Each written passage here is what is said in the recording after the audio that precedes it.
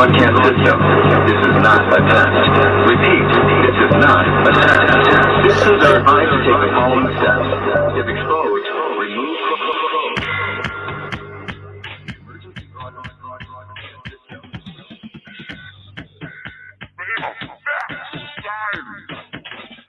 Podcast for the curious mind. I don't know what that means. Broadcasting live from a German-made microphone deep within the multifamily dwelling bunker. I am Corey Hussing here solo today on Phantom Facts. We have author and just quite an amazing career, Betty Kovacs. Kovaks? I should have asked before. I'm so bad. So we have now Betty Kovacs has a PhD from the University of California, Irvine in comparative literature and theory of symbolic and mythic language, which I am very excited to just discuss that subject alone. But she's also the author of 2 books, Miracle of Death, There Is Nothing But Life, and her most recent one, Merchants of Light, the consciousness that is changing the world. So we're happy to have Betty Kovacs on the show. Before we do that, a quick ad from our sponsor, Break Fix Professionals. Is your computer acting like your New Year's resolution? Broken? Then call Break Fix Professionals. Break Fix Professionals will scan and clean your system for free. That's right, free. And no credit card is required. But that's not all. They are your go-to source for all your misfit PC needs. Windows or Apple, well, it doesn't matter. To Break Fix Professionals, call now at 605-951-9898 or learn more at breakfixpros.com. Break Fix Professionals. If you can't fix your New Year's resolution, at least fix your PC. Thank you so much for coming on the show, Betty. We appreciate it. Happy to be here. I don't think you recognized, we're just, our show is just full of blue collar workers. And so I'm nervous to talk to someone as all the No. been through. So you can tell me shut up whenever you want. That's fine. Tell me a little bit about your what got you to the point where you're at now, where you have written this second book, Merchants of Light, Consciousness that is Changing the World. When did this focus start for you? I mean, was it at a young age or? Well, I'd be interested in your answer to that in your case, what got you into this. I think we all are, we look around us and we hear what life is about and we think that can't be it. That can't be enough. There's something else going on. And I think that probably though, at a pretty early age, I feared death because I heard of all of the deaths in my family. My mother's parents were both orphans and people seemed to die young. And she told me those stories. And so I couldn't quite figure out how can someone be here now and then just disappear, So I had those questions, but they didn't bug me down. I really just lived a normal life of trying to figure out things. But by the time I went to college, I really went to college because I thought maybe I can find out there, but there, of course, I heard about the scientific worldview, which is more heinous than anything I thought myself. So, but at any rate, I continued to just try to answer those questions. There's got to be more to it than what I'm hearing everywhere or what I'm discovering in religion, in the church. Were you raised in a religious family then? No, my family did not go to church, but they were open to it. And my brother and I always did because there's where we met kids. When we moved to a new place, we went to a church. And in those days, they had a lot of great programs for kids and no pressure about anything. But I would hear the stories and I would hear the stories of Jesus. And it was a wonderful model of a man who was kind and loving and just. It was a good model. But I couldn't believe the other stories about Jesus. So I had a hard time. And I remember even as a kid thinking, well, Christianity must be true because it's so old. People have believed it so long. But that was my first mistake. So I started studying religions and tried to really figure out what's really going on here. And then that took me back to mythology. As Robert Graves says, that's a study of someone else's religion. And then it took me to shamanism. So I went to South America twice to work with shamans, and there is where I found what I was looking for, not so much in their present practice, but in the fact that if you want to know something, you've got to experience it yourself. It's not something that's going to be told to you to the left brain. And I always wanted to know, how can we know something? And that was through our own experience of it. Where were you? Where were you raised at? Well, I was born in Alabama, Depression years, and then I lived in Arkansas and then Michigan, and so it was brought up really between the North and the South. So yeah, I mean, you would have to adapt to several different cultures as you moved then. Yes, and then I ended up going to Europe to live and to study. And then we came out to California, with New York and California. So Oh, pretty sure. much, yeah, many parts of the country. And what was I guess at what age were you in Europe? I was in my 20s and 30s. Mhm. Okay. All right. So about 20 years over in Europe then. Well, no, not that long. I was at different times. Oh, sure. I I worked in Austria, and then in Germany, and then I married in this country. I met a refugee, a Hungarian refugee who had fought in the revolution Oh, against good. communism in Hungary. So when that country was freed, or at least when refugees were cleared and they could go back, because he had his entire family there, then we visited. Hmm. So it was a kind of constant back and forth.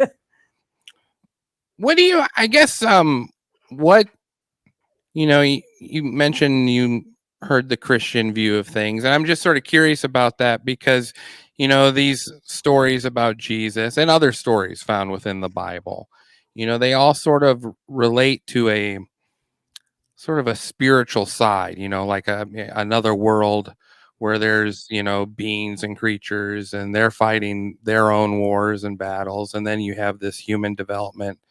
And it sort of seems like as far as in theology taught in Christianity, it's kept, those are two separate realms that cannot interact with each other except on rare occasions, and that's the stories about those are written.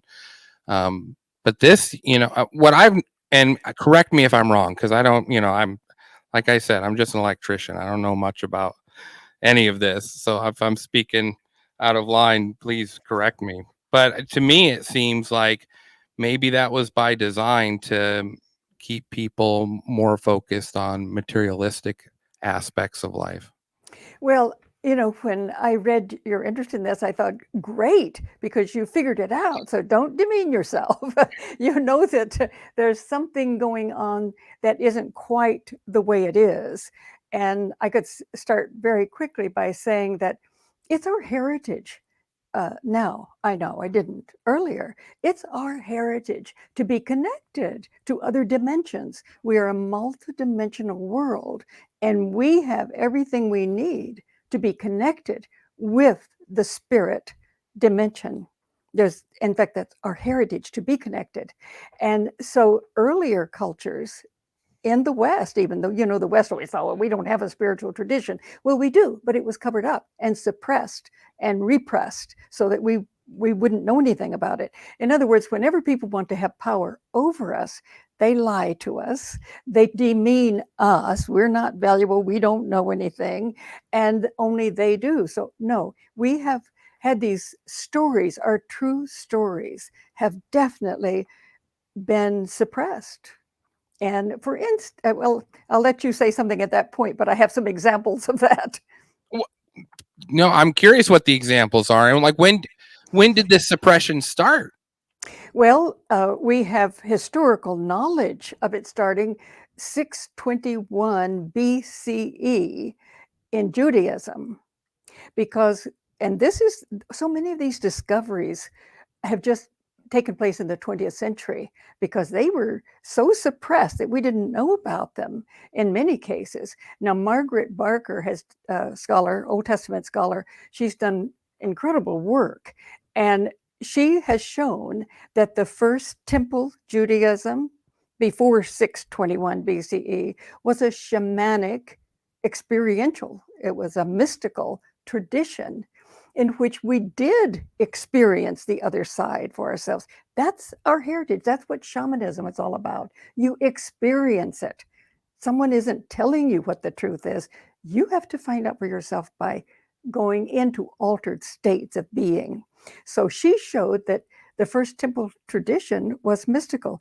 Now we know that before that, the ancient Egyptian civilization was an incredible shamanic, mystical, scientific culture, and they influenced Judaism. But 621, the Deuteronomist said, well, there is, no, you're totally wrong. The scriptures are not correct. They got rid of the spiritual literature in ancient Judaism. They got rid of it. And they said that actually we are flawed human beings. And the feminine was very much worshipped, and or maybe not even worship, but the feminine was certainly looked to as the symbol of soul, of the other dimensional reality. So the feminine was very important. We know that later traditions in the West don't have the feminine, but the feminine was very important. She was a symbol of life, life-giving, soul-loving. Betty, I'm sorry, I got kicked off there for a minute. I saw that. But I want to pick this up again. So you're talking in the book of Deuteronomy. There was, because Deuteronomy isn't that, and refresh my memory, isn't that the book of, like a sort of similar to Leviticus, a lot of measurements and a lot of laws being established, and then the establishment of the legal structure for the state of Israel. Well, you put your finger on it, because before, in a spiritual, a mystical tradition, we have the inner experience of the divine within us, and that guides us in how we are to live. But the Deuteronomists came in when they got rid of that mystical tradition. They came in with, no, we will tell you how to behave. Here are the laws of Israel. This is what you do. Follow this. Completely different system. We don't know for sure who the Deuteronomists were, but they were priests, and they threw out the spiritual literature, and they threw out the symbols of the feminine, and with later it's patriarchal religion. There's no feminine there, but the feminine was a symbol. She was a symbol of life-giving, of nurturing, of loving, and of the spirit of the other dimension. Now, many Jews did not go along with this, and they went to Egypt, and they took that spiritual literature with them. Others later went to the Dead Sea. Around the Dead Sea, you've heard of the Dead Sea Scrolls. Well, and we did an episode on the Copper Scrolls out by the Dead Sea too, which I don't know if you've done any research on or heard about even, but there's a huge amount of copper scrolls that have been discovered out by the Dead Sea as well, from a Levitical priesthood from, I can't remember the time range, but it was built next to a city, Qatar. I can't remember what the city's name was, but it's shaped like a miniature version of Jerusalem. It's very interesting. But yeah, sorry, I didn't mean to interrupt. No, that's very interesting. I know about the mystics who lived near the Dead Sea, and they had their own tradition because they would not accept the Second Temple tradition. Neither would Jews in Egypt, the Essenes. They were also in the whole Palestinian area and Therapeutic. There were many, many Jews who said, nope, we don't go along with this. We are mystical. We are spiritual, mystical beings. And they kept that literature, and they kept that tradition. And I think eventually that Judaic tradition emerged much, much later in Kabbalah. I was going to ask you because Kabbalah would be sort of a Hebrew version of what was probably learned in Egypt, and then by the Akkadians and Sumerians. Well, I think Egypt certainly was a powerful spiritual, scientific, mystical tradition. And the ancient writers say so. They knew that. So, of course, the Hebrews would have been influenced by this ancient tradition, but they developed their own as well. They had their own experiences. So Solomon's temple was, symbolic of that, is that in the Holy of Holies, that's where the priest went and experienced the divine feminine or soul. So yes, it was influenced by Egypt, I'm sure, but it had its own tradition. So that was 621. Now, just another little bit about the Deuteronomist. They told stories that were not true. In Sumer, which existed before, let's say 2,500, there are often trees with the fruit hanging on it, and both the god and the goddess offering that fruit to anyone who is willing and able to take it. This is the fruit of our own heart-loving intelligence that we are all capable of experiencing. In other words, it was known that we are in the process of developing when we're born, and that we have the potential to experience altered states of consciousness, vast consciousness, cosmic consciousness, or Christ consciousness. This tree was symbolic of that. And the divine is offering this to us. The Deuteronomist, and you know that story, is that here's the tree in the garden of good and evil, and you can eat of anything else, but you cannot eat of this. This is not a true story. And how do we know our true stories? We know because our true stories are never negative. They are everything to support our evolution. And they are organized, they are structured by the organizing principles of our own psyche or soul, heart consciousness. They are not made up by the left brain. This Deuteronomist story is made up by the left brain to control us. So the symbolization of what's being told in Genesis with Adam and Eve being told not to partake of the tree of knowledge of good and bad. Yeah. Mm-hmm. And then Eve is deceived, which would be along the Deuteronomist line because it's a patriarchal society, right? So of course the woman would be the weak link in that story. And then Adam partakes because he is influenced by Eve, and then they're banished from the Garden of Eden, and are cursed with having to do hard labor, and childbearing is painful. All these curses that God puts on them, and then they go out and create mankind, and that's been altered from what you're saying in the Sumerian text.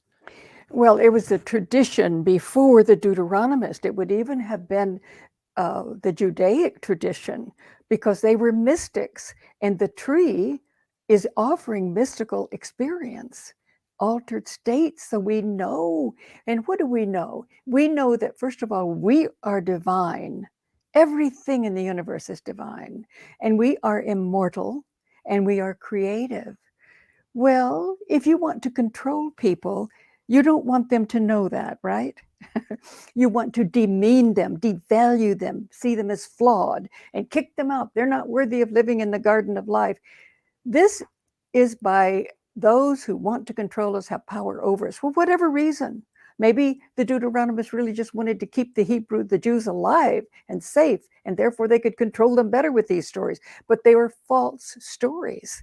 They have nothing to do with our reality, but they have had a lot to do with our culture, because whether we believe those stories or not, there is that feeling that we're not valuable, certainly we're not divine or immortal, Well, it seems from what I've studied about just Western religion dating back to Egypt, and it's fascinating because to me, I sometimes wonder, was Egypt the first, minor world power that figured out control through religion, or through, I guess in this instance, control over someone's consciousness?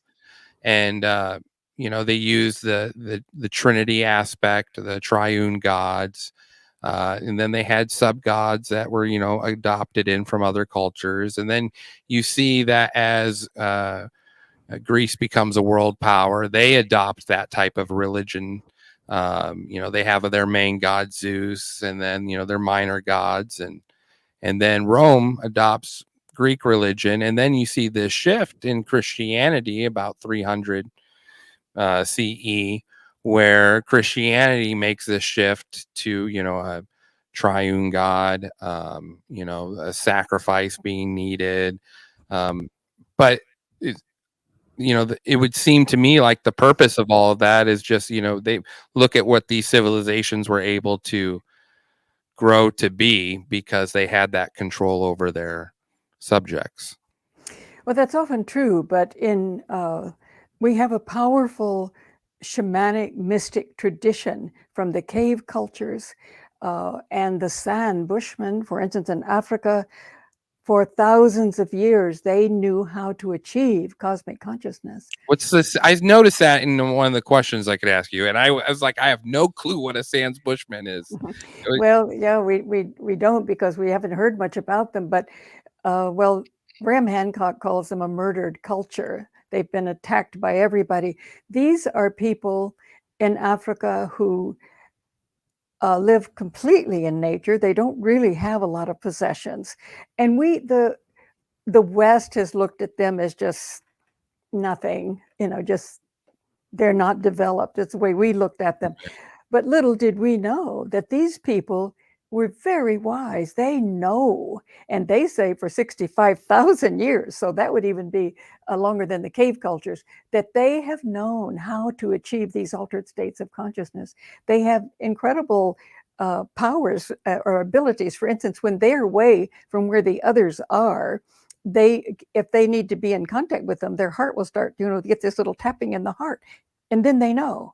I mean, they have developed abilities that we all have but don't know about. But the important thing about them is that they have no possessions. They live in nature. They're very harmonious with them and very happy. There are very few of them left now because we've killed them off the best we could and had understood nothing about them. But they're very wise and beautiful people, and I write about them in the book.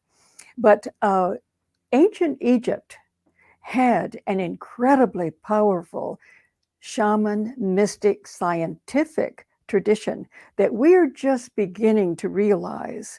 And I think in the future, we're going to see this is something we could go back to. It was about experiencing it ourselves.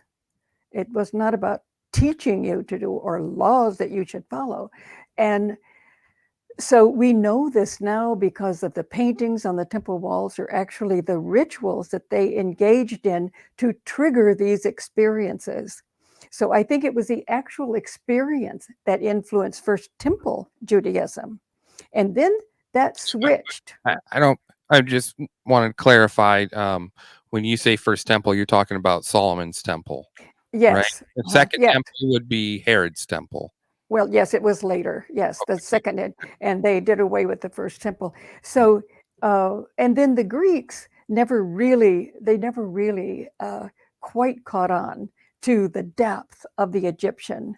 And, we've always gone back to the Greeks and the Hebrews, but there are some very wonderful scholars who are going very deep into this real spiritual tradition of Egypt. And they are saying, this is where we're going to find our own root, is in this powerful, mystical, scientific tradition.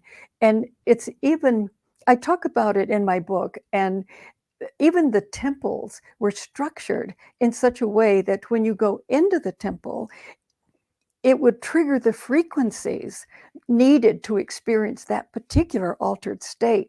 Each temple was different. I mean, it was structured to trigger our own inner experience. Now, of course, that changed in time, but I think that there were those cultures, and that's so much of what my book is about, those cultures that knew we are divine, immortal, and creative, and that they wanted us to experience that. So when you say shaman, I guess maybe clarify what do you mean by it? What is a shaman? well, there are a lot of shysters who are shamans, but Yeah. the term itself means inner experience, how to trigger inner experiences so that we know for ourselves. We don't So, have to listen to anybody else. so you're your own individual shaman Exactly, then. exactly. I see. And now the Greeks did have that in the mystery schools. The mystery schools were a continuation of that tradition of experiencing. So, for instance, if you went to Eleusis, as so many Greeks did, it was structured in such a way that you had your own experience, that there is no death. There is no death. And that's the number one thing that every civilization must know before it can truly create, is that there's no death. And we simply step out of the body, but into another dimension. And that's what people experienced in the mystery school. But it was really, well, let me say, Peter Kingsley is a scholar who's done incredible work with the pre-Socratic philosophers who were very early Greeks. And some of them tried to make it clear to Plato, it's the inner experience that's everything. And it didn't really go deep in Greek culture, but it was there. So I think now in the West, we are trying to find in our own culture, and we have in the 20th century, these roots that we have that ability. And it has been suppressed, but we're finding it now. My number one rule is not to make the interview about me, but I am going to do that right now. Um, because have you ever heard of, you've obviously heard of Nikola Tesla. Um, he's very, I'm an Yeah. electrician, and so he's very much beloved Great, among our great. trade, and what's interesting is, he had a lot of, he never called himself an inventor. He called himself a discoverer. And he did a lot of discovering with frequencies, a lot of in-depth research in his later life towards frequencies. And I sort of wonder, do we see these modern day shamans operating among us? I understand that we each individual can tap into their consciousness, but some people, I feel like, do it at a higher level than others. It's true. There are many different fields of frequency. And we have the ability to tune into those fields, but we have to learn how to do it. And I think a civilization is not a civilization if it doesn't understand that when we are born, we're in the process of coming into our full abilities. And the civilization should be structured to help us do that, to enter into these fields of frequencies, altered states of consciousness, as they're often called. We have the ability to experience it all, cosmic consciousness. But because there have been so many who feared that or didn't understand that, they've suppressed it. And I think when you don't have that inner experience, you don't have that depth of knowing who you are, that you want to control others because you're not controlling yourself. So I think if we don't have that experience, these are the ones who are trying to control us, to have power over us. Now, Tesla himself was very much aware of these things. In fact, he felt he had come from another world into this one to bring this, but look how he was suppressed, Yes, feared. yes. And so many people have known this, but they can't get their message across because if you want power, you're willing to do a lot to get it. And to get it, you have to suppress who people are. Once we begin to find out that we have power, each of us, then they can't control us as well. Why do you think, I mean, obviously it's a matter of control. They want to have control and almost treat us as some sort of as a human resource, where we can, produce what it needs to be produced, and, live short enough so we don't have to hit retirement, and, you know, Yeah, so, right. um, but obviously they've been very afraid of this self-awakening Exactly. happening. Like, to what extent do you think they are going to try to prevent? I think that what we have seen is that if we get caught in that not knowing who we are and playing God in the Garden of Eden, that I know what's best, you don't, I will control you, that there are no limits to what they will do or what we will do if we were in that place. They are our brothers and sisters who now we've seen what they've done throughout history. In fact, I would say the West is actually a history. We are what we have been denied. We are suppressed people. We don't know. We're just beginning to wake up. Wait a minute. Look at these cultures. We had our own spiritual tradition. It wasn't just the East. But we now see in the Great Reset, for example, and with this global desire to have a world government where we do not have anything to say about it, we can't elect them, and that we will own nothing, and they say be happy.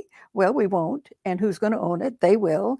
And we have to be aware of the fact that there are no limits to this illness of not knowing who we are, and therefore I need to control you and see you as unworthy, and you don't deserve to live in the garden. Therefore, I can kill you off if need be. It's a cancer within the human species that we really need to recognize. Well, and how do you think that's going to come about?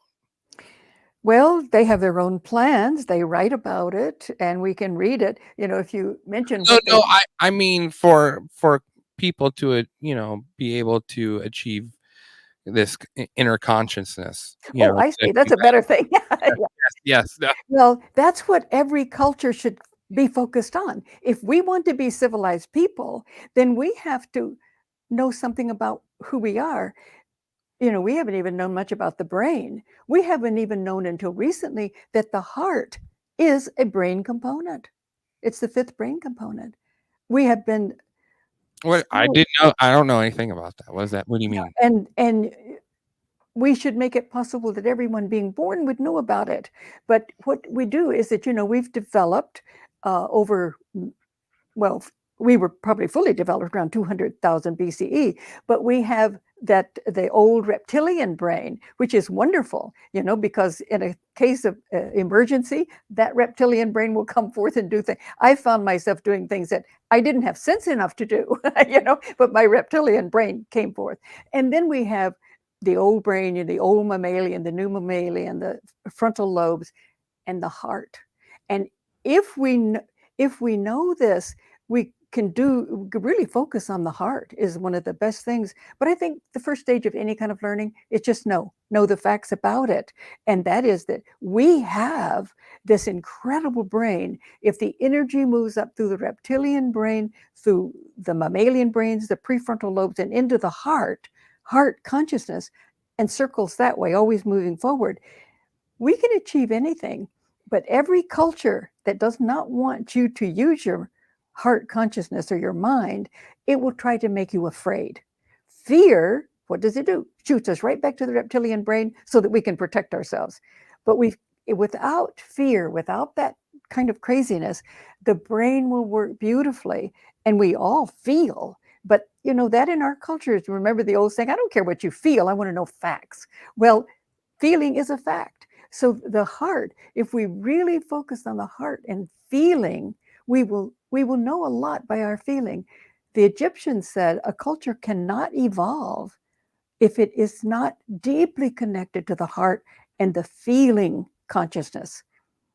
So it's that's first of all, we have to know this and begin to realize, for instance, there's Heart Math organization. You might look at that, because they have done a lot of scientific experiments with heart consciousness and how to meditate with focus on the heart.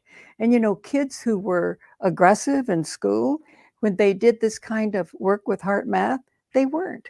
Because when your right brain is connected to the heart and feeding the left brain, we're not aggressive. That's just a fact.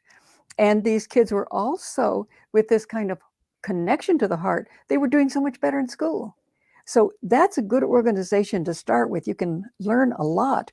And I think we're just beginning to realize if we can't develop heart consciousness, we're going to self-destruct. and destroy the whole planet. But our ancestors knew that. Yeah, well, I mean, it sort of beckons back to the story of when they build the Tower of Babel, right?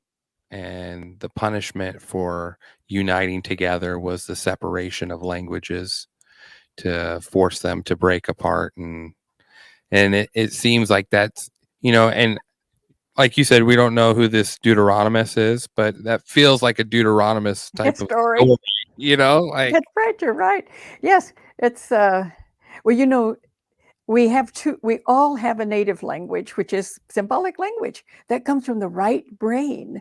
That is the structuring, organizing stories that are true. They're true stories because they're organized by our psyche. And that's the right brain. That is what we need to look to. That's our first language.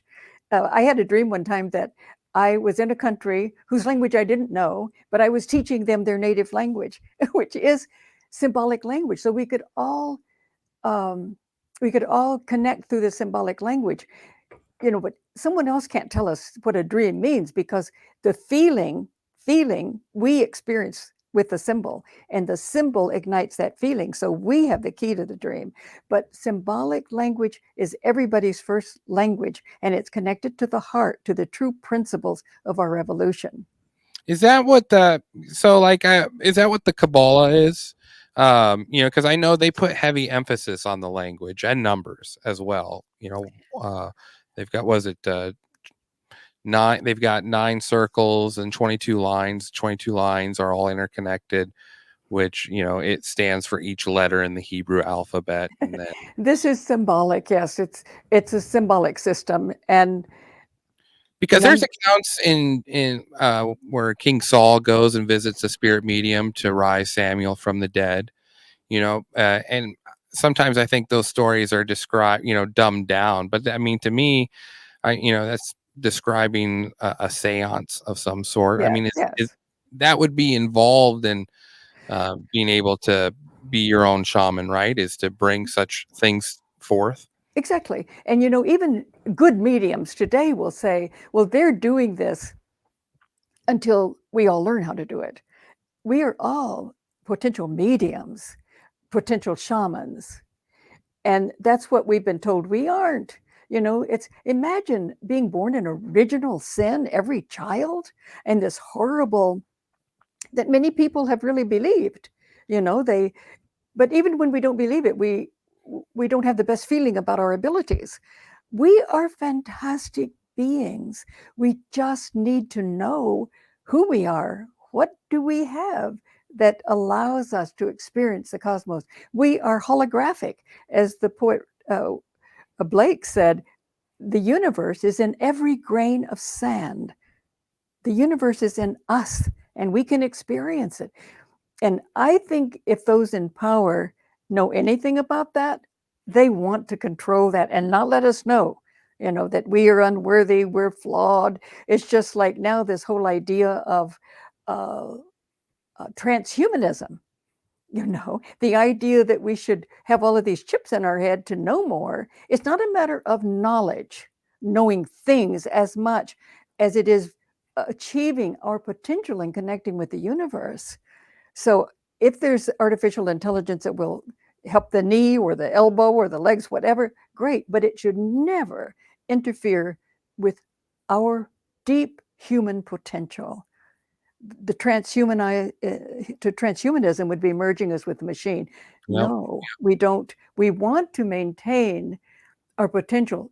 Most people don't know what they have, but we've got to nurture that as a civilization. Otherwise, we're not really a civilization, and we haven't been. We need to know these things and find ways to develop them.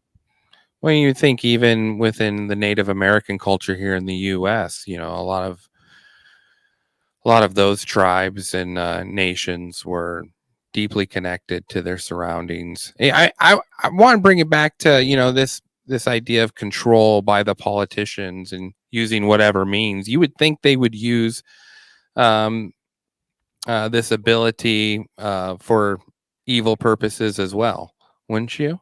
Of course. It's always, you could say, evil when someone wants to control another person Right. rather than nurture cooperation and nurture each other's abilities.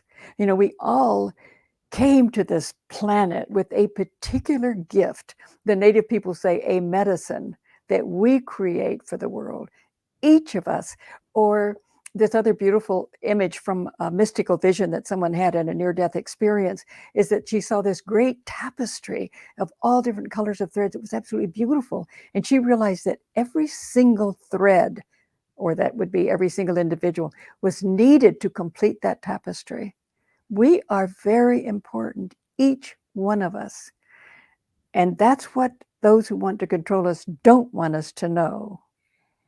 Well, not only do they not want us to know, but I feel like they know that it's true, and they partake in it too. I mean, with that knowledge comes power. Like you said, if you keep the mind in a constant, would you say it was fear and the other thing? But just this Yeah, constant fear. jumping. Mhm. Yeah. Well, and you think of me just, and I'm 36. So I guess my first experience was the Oklahoma City bombing, the Columbine shooting, and then it was 9/11, and then it was the Afghanistan war, and then the Iraq war, and it has been nonstop. And you had the back in after 9/11. Remember the code orange? If you were going to go fly, it was code orange that day. There might be a terrorist. It's just this constant keeping you on edge, and really propagated by the news because it's profitable, of course, but it's also a mind control aspect where if you don't allow people a chance to reconnect, it's easier to control, I would think. Well, absolutely. And the same with the so-called pandemic, that to separate us, cover our races, keep us separated, and then inject fear every day through corporate media. I mean, Yes. all we have to do is figure out who owns the media. Well, if Big Pharma owns 70% of our nightly news, who's going to be telling a story of Big Pharma? And we know that they censored doctors who said, wait a minute, this is not true. We treat it this way. Because we were told there's no treatment for it whatsoever. Just stay home until you can't breathe and then go to the hospital. Well, respiratory diseases need to be treated.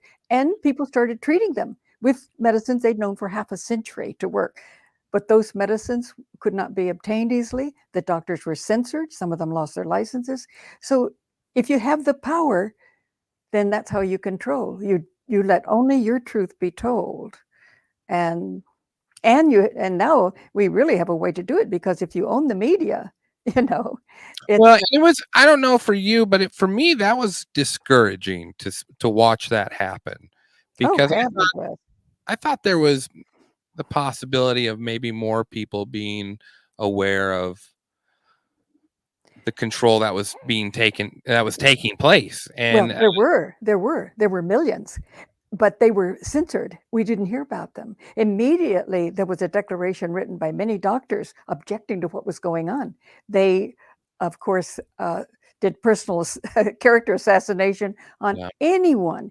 But I am in touch with many, many scientists and clinicians and independent journalists, but we have to know where to go to get them, because they've been censored and they have to get different kinds of means of getting on, having their own podcast, for example, and news outlets, so that they can't be wiped out. It certainly isn't on YouTube, because many have been, that's just been wiped out if you say anything that. well, that's why So we started off as a podcast only, audio only. And of course, it always turns to video, but which is nice. Video is nice to have, but you can't control. You can't really censor podcasts, which is a beautiful thing because it's an RSS feed, and so yeah, it gets out there. But which and is go ahead. I'm oh, sorry. I just gonna say, and there are many, many, Yes, yeah, and it's fascinating to watch because I think there's a million podcasts like this where people just want to talk about other people's perspectives about the same events we all experienced. yeah, to try to figure it out together and hear all voices. Whereas on the corporate media, there's only one story. Mm. Here in California, there was a law that became effective first of this year, in which a medical doctor cannot speak to his patient about COVID-19 unless it is the official narrative. He can't say anything that he has learned. It has to be the official narrative. And of course, that's big pharma, as official And I narrative. think it's a misdemeanor charge against them, or it's a serious charge against It's a them if serious. they do. It's Yeah, of serious. Of course, they're being sued by several course. groups. Yeah, yes. But it's the attempts are being made at an alarming rate that we haven't seen before. Yes, all over the country. Yes, and they've been inching it forward. You know what? We've been covering the weirdest story about cat litter in bathrooms. Have you heard about this? No. Okay, so it's my one of my co-hosts, his wife is a track coach, and she said that their school board in Colorado was getting ready to vote whether to allow one stall for them to install cat litter for kids that identified as furries. So this is kids who dress Kids up have like been, a cat or a dog when they go to school, and they identify as such, and so they should be.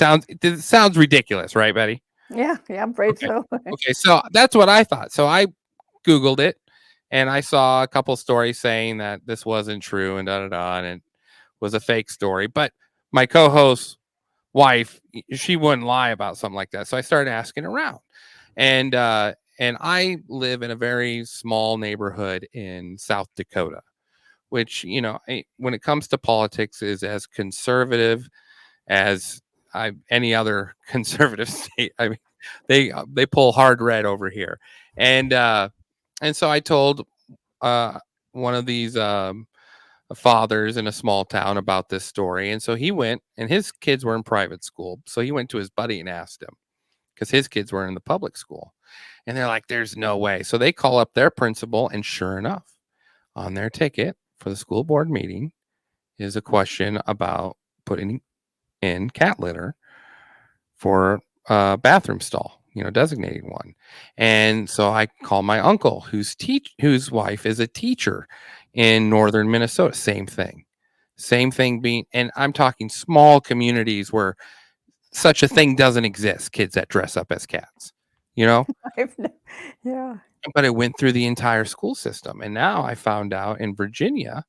I just got back from a conference with electricians, and one electrician in a school in Virginia, they have installed cat litter inside of a school bathroom. We're going through some strange times. Oh, Well, but and it's not a coincidence that we I think when we talk about these experiences into another realm, a lot of people think like LSD or some drug induced um, a matter to lower your I guess I don't know how we describe it, but to raise you to a higher level. um but I mean, that's when the government started exploring LSD. It seemed like they became so scared of it that they just immediately banned it with no research done whatsoever. well, they continued their research. They knew its Yes, power, yes, but they they did. banned it for everybody else. I have to say that for 40,000 years, our ancestors have used various plants and for altered states of consciousness. Now, the San Bushmen were in the desert. They did not. They developed techniques of dancing with certain chimes and sounds to achieve that. And they also could develop this energy field so powerfully that they could even form this energy like into a needle or a little arrow and throw it at someone, and that would kind of awaken them. They learned all kinds of ways of using this energy from a higher frequency. But our ancestors used it in Eleusis in Greece. They used uh, a plant medicine so that everyone who went would achieve a vision and know that there is no need to be afraid of death. It doesn't exist. So I think in America, we haven't understood. Um, our ancestors treated these plants with great respect and a sense of the sacred, because they said the spirit comes into the plant, and when we cooperate together, when I take them in a sacred ceremony, then that can raise my frequency. They are here to help us do that. It's like partnership. It's not dependency. It's like the spirits in this sacred, powerful plant, when it combines with our consciousness, awakens, and we can experience universal consciousness. Now, we can put it another way.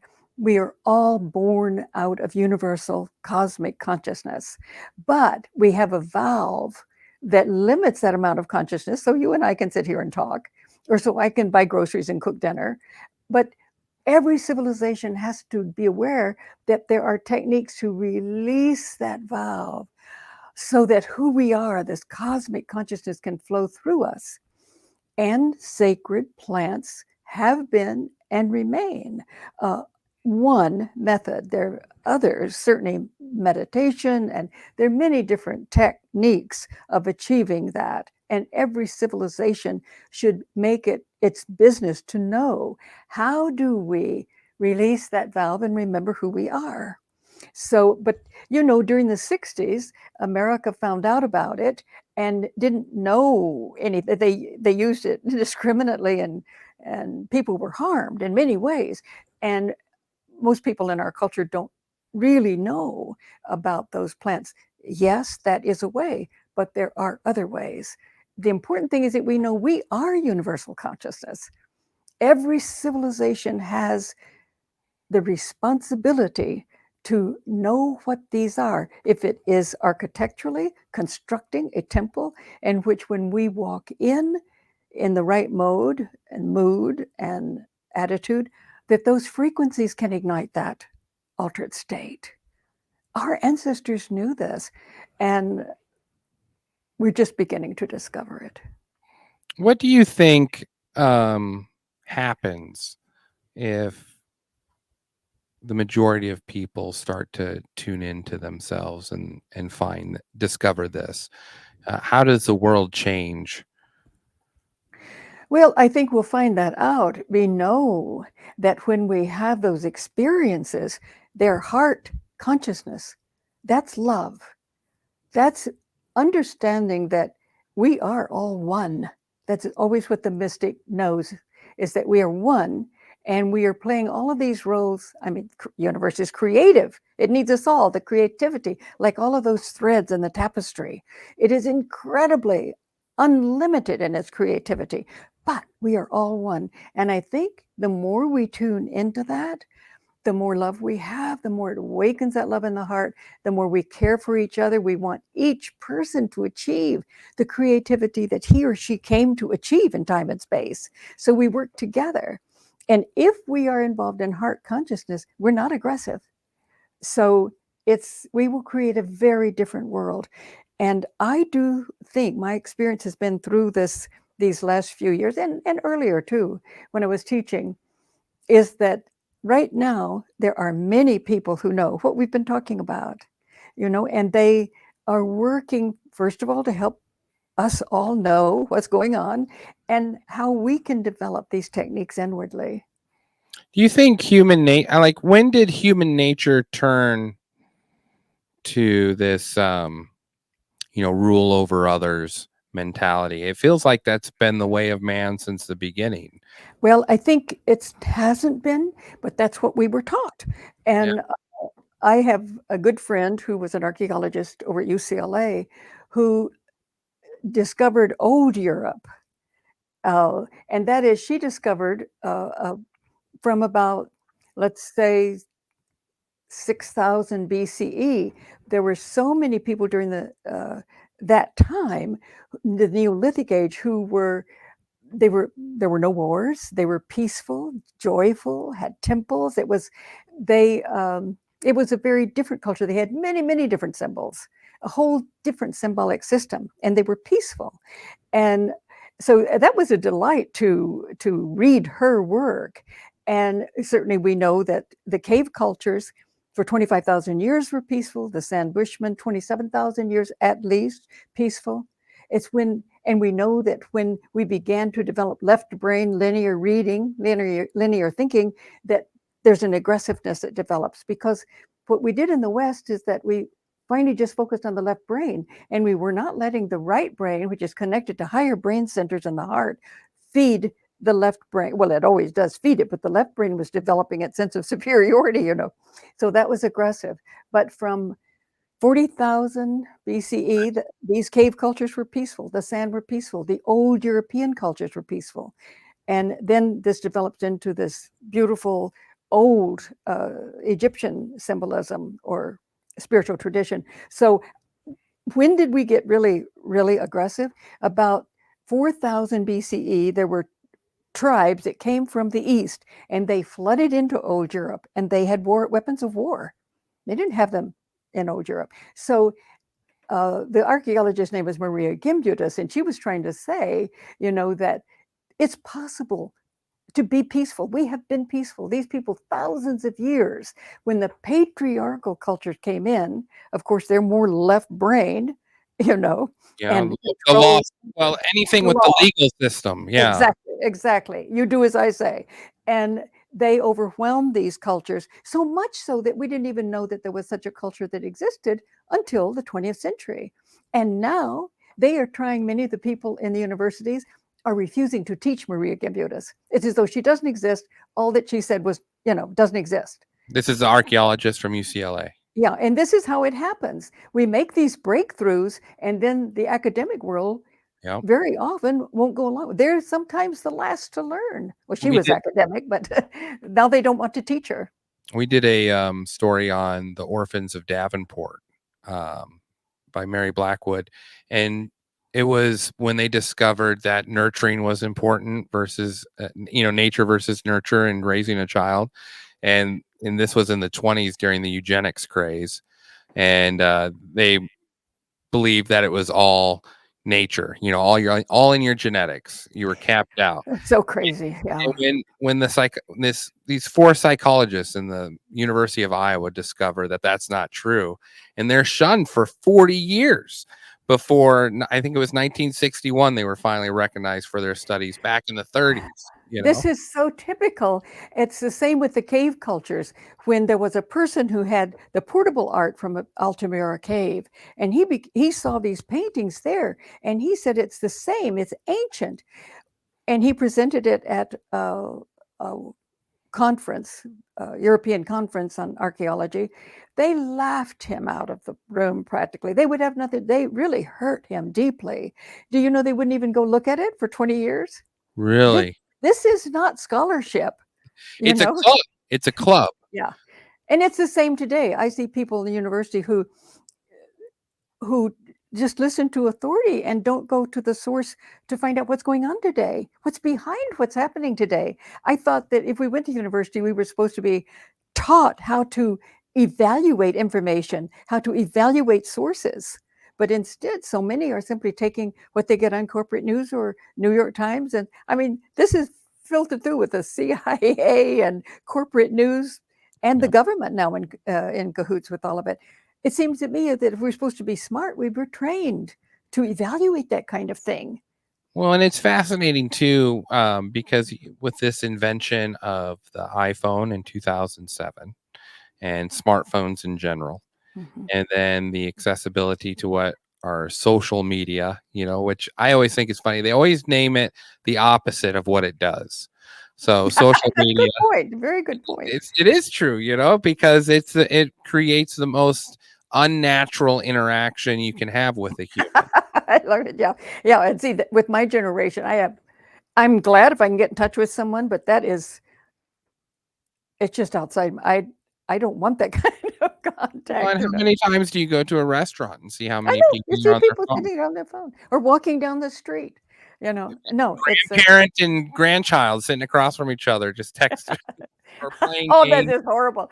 I know. I had a friend who took her granddaughter to New York, and she said, I might as well not have been there. She was texting her friends the whole time, and I, slept with the phone. Oh, this is something we need to take seriously. That's a tool to keep people from being attached to, who their true being is, like, It's absolutely true. And during the 60s, the students I had were like you. I mean, they were questioning this stuff, but they didn't have to contend with the social media part. But Yeah. I think that I am just excited today to see people like you, people who are saying, wait a minute, what? And they're questioning it, you know? Good, you're an electrician. We can be anything. What's important is not did we go to the university to get a degree, but do we know how to question? Are we curious, enough to go Well, to? that's the tagline for the Yeah, I podcast. love it. I It's a like it. podcast for the curious mind, And because it's exactly what we need. yeah, there's nothing wrong with asking questions. You talk to some people, I'm in preparation for this, a lot of people, when you talk about it, especially out here, there's just such a negative view of it as it's drug related. It's wrong. It can't be good for you because it's drug related. You gotta, mushrooms or drugs. I don't know That if that classifies, but that's just the type of, that's 60, 70 years of straight propaganda telling you. it is, and that's what the government did with LSD. When it realized what was possible with LSD, then it started as propaganda, and it continued to do research with it. Yes, Uh, Operation Chaos and yeah, we have to go to sources and find out for ourselves what really is going on. When I taught mythology and I taught the mystery schools, I taught this, and I thought, what kind of teacher am I if I don't know what these mystery schools were talking about when they use the plants? What about shaman? If I don't know what I'm talking about, so I knew I must enter into those experiences and discover for myself what they're all about. Otherwise, what kind of teacher would I be? well, you can have good experiences, but you can also, I would think, be able to create bad experiences You as can have whatever it is that you need to experience, and it can be depending upon our mindset. It can be dangerous. That's why, among our ancestors, it wasn't the kids running off and hiding and using drugs. No, it was a ceremony in which the elders, the grandparents, the parents were there, and you were initiated into plant knowledge, which was knowledge of who you are. It wasn't helter skelter craziness. do you No, think do you think, like, with the Mayans, because they slaughtered hundreds of thousands of people at their temples, I or don't think the Mayans did. I think it was others, but not. I don't believe it was the Mayans. Was um it? early on, yeah, they found 100. I think they said, when they introduced the new temple, it was a 2-week festival, and they slaughtered someone every 4 seconds.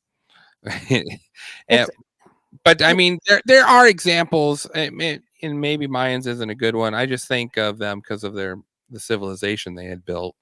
But where there's a human sacrifice element to bring forth um, um, otherworldly experiences as well. It's not just plant based or partaking of things. It seems like there's also other ways to go about it. well. I think the killing though is a degradation. It's not what's going to bring about an altered state.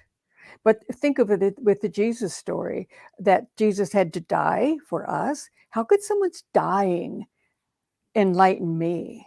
We need to really take that seriously. That's talk about misinformation. That's a misunderstanding. No one can die, or no one's dying is going to save me and give me enlightenment. But there was a deep fear and misunderstanding that brought that kind of sacrifice about. What do you think brought about this belief in human sacrifice, of being able to bring forth gods or appease gods? I think it's probably, I don't know, but I think it's probably a lot of fear of giving up that which you most value, like your firstborn son. Remember the story in the Bible, which then the new God says, no, no, no more sacrifice. And I think in various temples, yes, there were sacrifices. They believed they had to give up something. It's a, uh, it's, when the true myth is this, is that when we enter into the journey to achieve a higher consciousness or higher frequency, we die to our old way of looking at the world. We must die. We must be willing to let these old ideas die in us to allow room for the other. And somehow or other, it's, kill somebody else, let them do it for us. But it's a kind of fear-based insanity, really. That's interesting because it then becomes sort of a cheap substitute, doesn't it? Oh, I should say it does. I mean, no one can die to save me. I have to die to my limited ways of living in the world and understanding the world. I have to die to that old frequency. Nobody can do That's it for us. and by saying that Jesus died for your sins, that sort of denotes the fact that you had no control in any of the situation whatsoever. Yes, and Jesus, or at we after World War II, we found the Nag Hammadi text in Egypt, which were texts which the church in the late 300s visited and said, "You either get rid of these texts or we'll burn them." The priest at Nag Hammadi buried them, and we found them after World War II. These present a different Jesus, the Jesus that was very well known in early Christianity. And in these texts, Jesus makes it clear, I did not come to die for you. I came to remind you of who you are. That'd be very similar to the Gospel of Mary Magdalene, then. And that's, yes, a part of that tradition, certainly. And around the Dead Sea, these were Jews. They weren't Christians. That was earlier. It Right. was found after World War II, but they were earlier. They had gone against the Second Temple. They were mystics. And again, it's, of course, Jesus. Margaret Barker says Jesus was actually an attempt to revive the first temple tradition, which would be it's the same that the Dead Sea Scrolls are doing, but they weren't a part of the Jesus tradition. But Jesus was around the time that they were ending, really. But So you have more of a Jewish view of Jesus as more like an Elijah or, just a shaman himself. I think so. I think he was a shaman and a mystic, and he wanted to ignite that potential in us. And yes, he was certainly a Jew and part of the Jewish tradition. But then when the church came along, they took the Jesus story and inverted it. Jesus was teaching us how to, he even taught techniques, the round dance, other things of how to ignite in us the knowledge of who we are and to love. That was the heart consciousness, is what Jesus taught. But when the church got hold of him, it was no, he was a God, he was outside you, you must worship him, you must obey him, you must do as he says. And that was a power structure. So Jesus was in the Jewish tradition. They let him go because the Christians took him over and so inverted him that they couldn't have much to do with him anymore. But basically, he was a Jew. And I think Margaret Barker's right that he really, that was a Jewish attempt in those mystical communities to reignite the mystic Judaism. But the church got hold of him. But these Nag Hammadi texts are wonderful because they really do show us that no, he didn't come to die for us, but to help us to know remember who we are. We can achieve Christ. It's not enough to follow the Christ. You must become the Christ. And that was the model story. Do you believe that Jesus was a real person then? Or?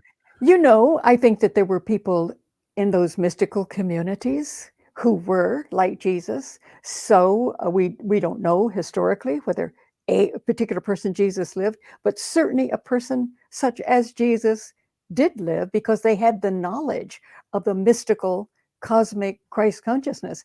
The Therapeutae, the Essenes, Jews who were mystics, they could very well have brought forth such a person.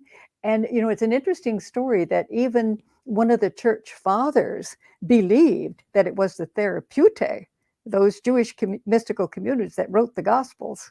So there's some connection there. And you're saying that Jesus is just one of many examples of people that have lived in a way where they're encouraging others to find their own abilities. Well, I don't want to reduce his consciousness. I think that, and I don't know how many people on our planet have achieved that, but there certainly have been those who have achieved these higher states of consciousness. They don't always maintain them, but I think once they can be achieved, we are different because we know something very different about the universe and about ourselves. But there have been those, yes, who've achieved these higher frequency levels of consciousness, maintained it to some degree or not. But I think, old Richard Burke he wrote Cosmic Consciousness, the book, because he was with his friends. He was a Canadian living in the 1800s. He was with his late 1800s friends. They were talking about poetry and music and all of these things. And he got in the carriage to go home and he looked ahead and he thought the city was on fire. And then he realized this light was coming from within himself. And he said it was just spontaneous, but he had been so focused on these things that night and in his life that he had this consciousness that everything is alive. The earth is a living consciousness. We are. And what did I say, Burke? It's Buck, Maurice. Richard Maurice Buck, B-U-C-K. Kim is giving me the right name, Buck, of course. And he said, I knew in that moment that everything is alive. There is no such thing as death. We are immortal and we're creative. So he had that experience. And I think that he tried to go back in history to see how many had it. I think many have had that today. And this is what we must nurture in ourselves and in each other, that we are all capable of this, of Christ consciousness.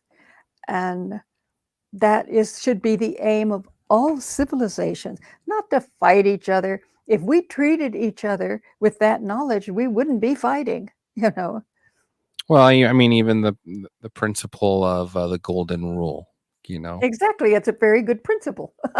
Yeah. Yeah, it works. Well, Betty, thank you so much for coming on the show. We normally cut it off at an hour, but I feel like I could talk for 3 hours. So.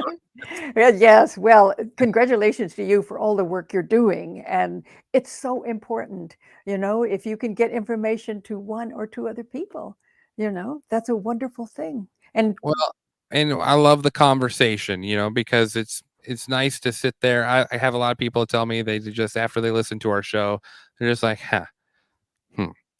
get to think about it for a little bit. That's good. That's good. Well, Well, thank you. we got great guests like you. I don't do it. I just ask questions. So. Well, yes, but that's the essential thing to do.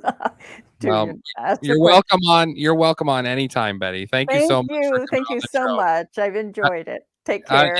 Well, I guess, is there anything you want to plug? I know your books you can purchase on Amazon. Yes, or you can also purchase them at Kamlak, KAMLAK.com.